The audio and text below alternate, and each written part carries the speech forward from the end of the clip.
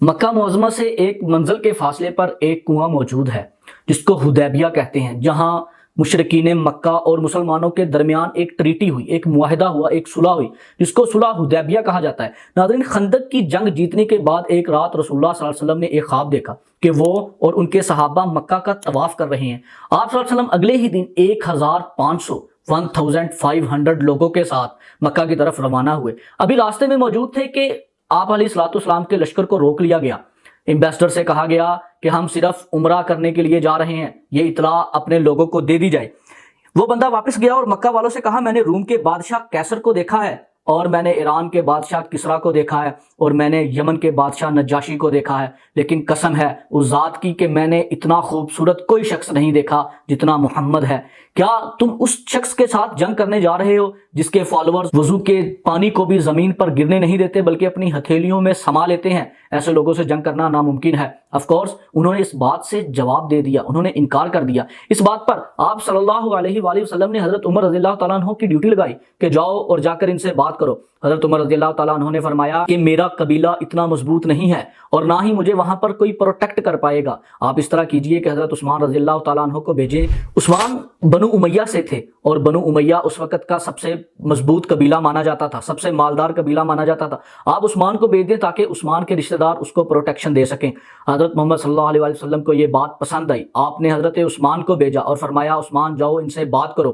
کافی دن گزرنے کے بعد عثمان کی کوئی خبر موجود نہ تھی، جس کی وجہ سے ایک خبر یہ پھیلی کہ حضرت عثمان کو قتل کر دیا گیا ہے۔ اس بات پر صحابہ رضی اللہ تعالیٰ عنہ کے درمیان ایک گرم جوشی پیدا ہوئی۔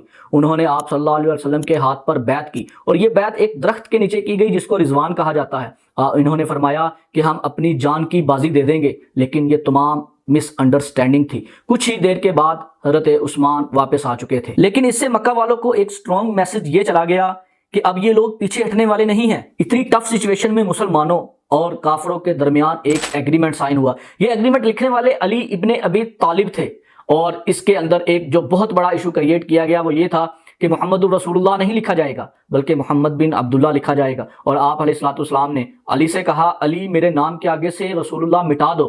تو مولا علی نے فرمایا کہ میں یہ جرت نہیں کر سکتا، آپ خود مٹا لیجئے۔ آپ صلی اللہ علیہ وسلم نے اپنے ہاتھوں سے یہ نام کو مٹا کر محمد بن عبداللہ لکھا اور اس معاہدے پر سائن ہوئے۔ اس معاہدے کے اندر ناظرین 3 شرائط کو بروئے کار لایا گیا، 3 شرطوں کے ساتھ یہ معاہدہ طے پایا۔ پہلی شرط یہ تھی کہ 10 سال تک مکہ اور مدینہ کے لوگوں میں کوئی جنگ نہیں ہوگی۔ دوسری شرط یہ تھی کہ مسلمان اس سال نہیں بلکہ اگلے سال عمرہ کرنے کے لیے آئیں گے۔ تیسری شرط بہت ہی عجیب تھی اور بہت ہی illogical تھی، لیکن پھر بھی ماننا پڑی تھی۔ تیسری یہ تھی کہ اگر مدینہ سے کوئی آدمی مکہ جائے اسلام چھوڑ کر تو اسے کچھ نہیں کہا جائے گا، لیکن اگر مکہ سے کوئی آدمی مدینہ جائے اسلام قبول کر کے تو اسے واپس کرنا ہوگا۔ یہ تو کھلم کھلا لگ رہا تھا کہ مکہ والے کھلی بدماشی کر رہے ہیں، لیکن اس کے باوجود آپ صلی اللہ علیہ وسلم نے تمام صحابہ کی رائے کو سائڈ پر رکھتے ہوئے اس ایگریمنٹ کے اوپر سائن کر ڈالے۔ جس وقت یہ ایگریمنٹ سائن ہو رہی تھی اور اسی وقت مشرکین مکہ کی طرف سے جو سائن کرنے والا تھا اس کے بیٹے نے کلمہ پڑھ لیا اور وہ مدینہ آ گیا۔ آپ صلی اللہ علیہ وسلم نے اس کو مدینہ سے واپس روانہ کر دیا کیونکہ ڈیل از اے ڈیل۔ معاہدے کا دوسرا پوائنٹ یہ تھا کہ 10 سال تک کوئی لڑائی نہیں ہوگی، تو رسول اللہ صلی اللہ علیہ وسلم نے اس کا فائدہ اٹھاتے ہوئے عرب سے باہر جو دنیا کے باقی امپائرز اور دنیا کی سپر پاورز تھے ان کو اسلام کی دعوت دینا شروع کی۔ تو ایک لیٹر گیا حبشہ، آج کے زمانے میں جسے ایتھوپیا کہا جاتا ہے، اور دوسرا لیٹر گیا رومن امپائر، اور تیسرا لیٹر گیا ایران کے بادشاہ خسرو کے پاس۔ حبشہ کے بادشاہ نے اسلام قبول کر لیا، لیکن رومن کو یہ بات بہت عجیب لگی، تو اس نے اپنے امپائر کے اندر سے کچھ قریش کے لوگوں کو، عربیوں کو بلایا، اور اس میں ابو سفیان بھی شامل تھے۔ رومن کا بادشاہ کہنے لگا کہ میں اس بات کو تو جانتا تھا کہ ایک رسول، ایک نبی، ایک میسنجر مبعوث کیا جائے گا، لیکن وہ تم عربیوں میں سے ہوگا، یہ میں نے کبھی نہیں سوچا تھا۔ یہ تو تھے دونوں کرسچن، لیکن ایران کا بادشاہ پارسی تھا جو آگ کی پوجا کرتے ہیں۔ خسرو نے کہا، تم لوگ اس ڈیزرٹ سے آ کے مجھے سکھاؤ گے کہ زندگی کیسے گزارنی ہے؟ اس لیٹر کو پھاڑ کر پھینک دیا، اور اس نے 2 لوگوں کو رسول اللہ صلی اللہ علیہ وسلم کو مارنے کے لیے مدینہ کی طرف روانہ کیا۔ جب یہ لوگ مدینہ کی طرف روانہ ہوئے تو اس بادشاہ کے بیٹے نے اپنے باپ کو قتل کر دیا۔ جب وہ دونوں مدینہ منورہ پہنچے تو آپ صلی اللہ علیہ وسلم نے ان کو فرمایا کہ تمہیں پتہ ہے تمہارے بادشاہ کو اس کے بیٹے نے قتل کر دیا ہے، اور وہ اس بات پر وہاں سے بھاگ گئے۔ ناظرین، اس طرح پوری دنیا کے اندر اسلام پھیلنا شروع ہوا۔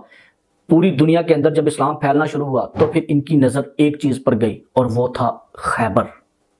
اب تک کے لیے اتنا ہی، دیکھیے اگلے